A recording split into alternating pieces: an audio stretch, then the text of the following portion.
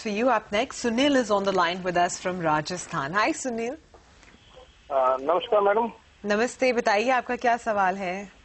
Madam मैंने 1 लाख रुपया invest करना है, या तो बताओ आप ICICI बैंक लूं या HDFC बैंक लूं, दोनों में से एक कोई। अच्छा, और ये लॉन्ग टर्म इन्वेस्टमेंट है? मैडम अगर मान लो कोई 10% 15% का रिटर्न है तो जल्दी बेच देंगे मैम। ओके, ठीक है। और आपके पास फिलहाल कोई और पोर्टफोलियो है स्टॉक्स का, या ये आप शुरुआत कर रहे हैं? नहीं, और भी हैं शेयर तो मेरे पास काफी हैं। ओके, बैंकिंग स्पेस के नहीं है? हाँ, नहीं बैंकिंग के PNB SBI ऐसे तो हैं। Okay okay okay. Private sector का नहीं है। Okay, Mayuresh, he has quite a diversified portfolio. The only thing missing is some exposure to private sector banks. Would you advise buying ICICI or HDFC? He has about a lakh that he wants to put in. And what would be a good level to buy these stocks at? You know, given in the last 1 year, they've already rallied over 50% apiece. So what is the level he could look at getting in? So clearly, I think we are optimistic on both the stocks. So I think the advice would be to probably split the amount into two and invest in both ICICI and HDFC Bank.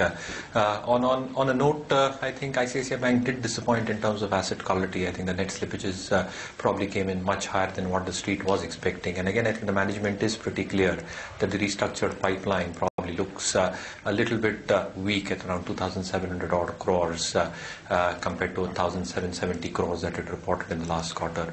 However, I think in terms of capital adequacy, I think the CASA ratio at 44%, the NIMs maintained at 3.46%.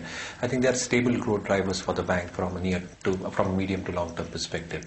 So clearly, I think the results might be a little bit disappointing this quarter around. So again, I think the advice would be to probably look at the bank on declines, have a staggered approach of investing over the next couple of months into the stock. And clearly, even for HDFC Bank, I think a stable earnings profile. I think the advances growth has been 18%, the deposit growth has been 16%.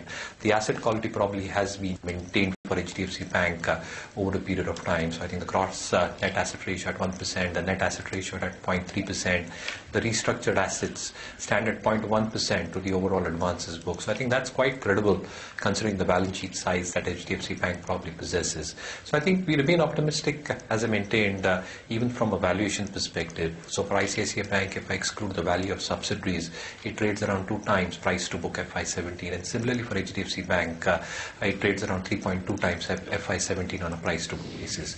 So you can accumulate both these stocks in a staggered way over the next couple of months.